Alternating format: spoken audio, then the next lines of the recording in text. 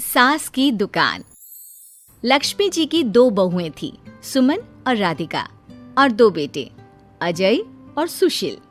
लेकिन लक्ष्मी जी के बहू बेटे उनको अपने साथ रखने को तैयार नहीं थे। बहुओं के तेज स्वभाव के चलते लक्ष्मी जी को अपना ही घर छोड़कर एक किराए की कोठरी में रहना पड़ रहा था। कुछ दिनों से उनके बेटों ने उन्हें पैसे देना भी बंद कर दिया था। ऐसी स्थिति में लक्ष्मी जी ने अपनी जमा पूंजी से एक छोटी सी दुकान खोली। एक दिन शाम के वक्त, अजय सुनते हो, तुम्हारी माँ ने दुकान खोली है। दुकान अब इस उम्र में दुकान पर बैठेगी वो। अब क्या किया जा सकता है, माँ की तो बुद्धि सठिया गई है। मोहल्ले में मजाक बनाएंगे सब हमारा। अरे जेठ जी, इसमें परेशानी क्या है अगर सासू माँ ने दुकान खोली है? हाँ, राधिका ठीक तो कह रही है। अपनी दुकान पर बैठी रहेगी, कम से कम हमें परेशान तो नहीं करेंगी। हाँ, वैसे बात तो ठीक है। खुद के दो पैसे कमाएंगी तो कभी कभार हमें जो खर्चा देना पड़ता है ना, वो भी देने से बच जाएंगे हम लोग। फिर किस बात की परेशानी, खोलने दो माँ को दुकान, हमें क्या। वैसे भी अपनी कोठरी में चुपचाप रह रही है ना, चाहे दुकान खोले या मॉल बनाए, हमें उससे क्या लेना देना। अगले दिन सुमन अपनी सास की दुकान पर पहुंचती है। सासू माँ, आपकी दुकान में शक्कर है क्या? शक्कर जरा 1 किलो दे दीजिएगा। हाँ हाँ बहू, है ना, लो बेटा, 1 किलो क्यों, 2 किलो ले जाओ। सोच लो सासू माँ, घाटा हो जाएगा आपको, पैसे नहीं देने वाली मैं। देखो सुमन, ये मेरी दुकान है और यहाँ पर जो भी कोई सामान खरीदने आता है उसे पैसे तो देने ही पड़ते हैं। अरे सासू माँ, ऐसा क्यों कर रही आप? अरे देखो ना, घर पर आपका बेटा और पोते पोती दूध में शक्कर डालने के लिए कब से इंतजार कर रहे हैं। जरा उनके बारे में तो सोचिए। अरे ऐसी बात है क्या? अब मुझे नहीं पता था। बहू एक काम करो, वैसे भी पहली बार आई हो ना, ये शक्कर तुम ऐसे ही ले जाओ, पैसे देने की जरूरत नहीं है। अगले दिन राधिका भी अपनी सास की दुकान पर पहुंचती है। प्रणाम सासू माँ, कैसी चल रही है आपकी दुकान?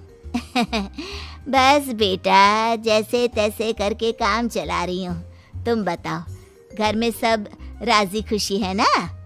हाँ हाँ मम्मी जी, सब कुछ ठीक ठाक है। बताओ राधिका बहू, कैसे आना हुआ? कुछ काम था क्या? वो ना मम्मी जी, मुझे जरा 5 किलो आटा चाहिए था। मेरे पैर में ना बहुत दर्द है, इसलिए बाजार तक जाने में ना तकलीफ हो रही थी। घर पर बच्चे भूखे बैठे हैं, सोचा आपसे ही ले लेती हूँ। हाँ हाँ, क्यों नहीं बेटा, ये लो 5 किलो आटा ले जाओ। हाँ, लेकिन मम्मी जी, आपने जिठानी जी को शक्कर फ्री में दी थी, तो मुझसे भी पैसे तो नहीं लेंगी ना?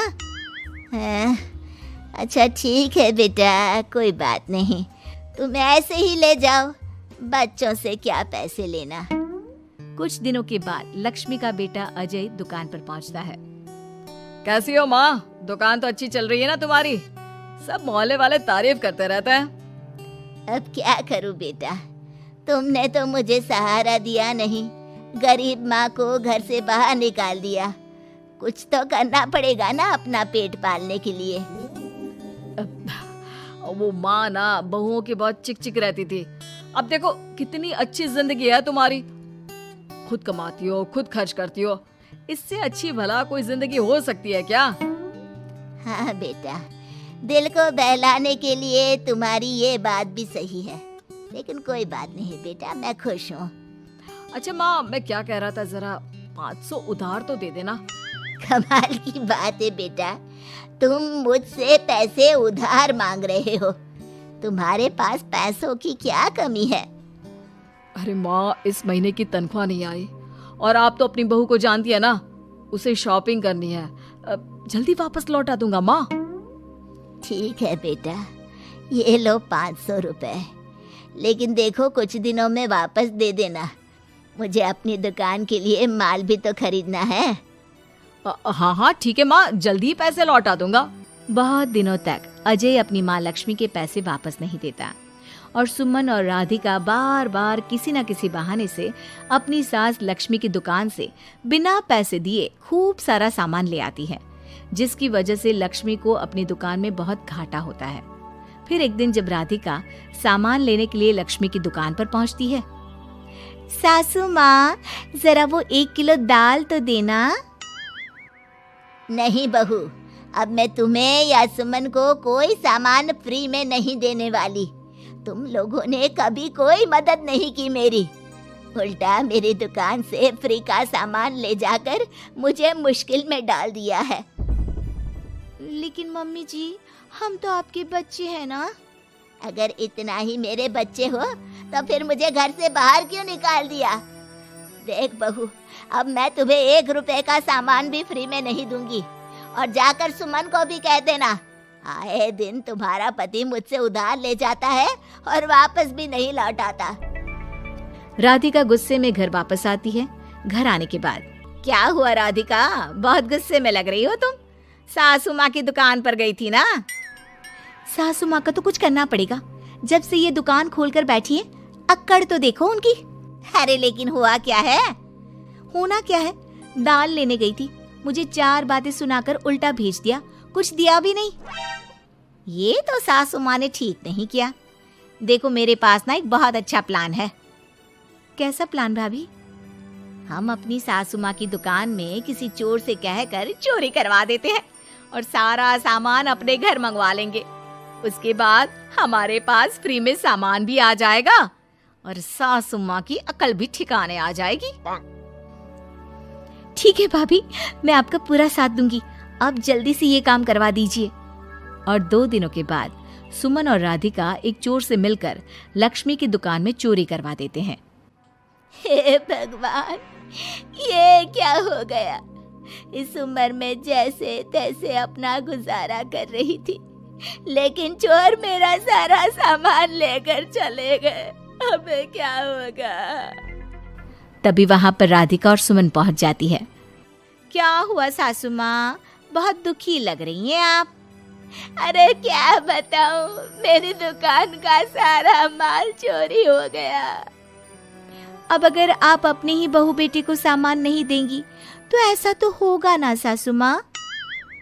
अब राधिका की बात सुनकर लक्ष्मी को यकीन हो जाता है कि इस चोरी के पीछे कहीं ना कहीं उसकी दोनों बहुओं का ही हाथ है। लक्ष्मी एक प्लान बनाती है। पैसे उधार लेकर अपनी दुकान में फिर से खूब सारा सामान ले आती है। अरे भाभी, देखा आपने, सासू माँ की दुकान तो फिर से सामान से भर गई है। हाँ वही तो, मैं तो सोच रही थी कि एक बार में उनकी अकल ठिकाने आ जाएगी, पर लगता है फिर से कुछ करना पड़ेगा। लेकिन अब हम क्या कर सकते हैं? अरे वही जो हमने पहले किया था। इसका मतलब फिर से चोरी करवाएंगे? हाँ, उसके बिना हमारा काम कैसे चलेगा? और इस बार चोरी करने हम दोनों चलेंगे, कुछ नहीं छोड़ेंगे उनकी दुकान में।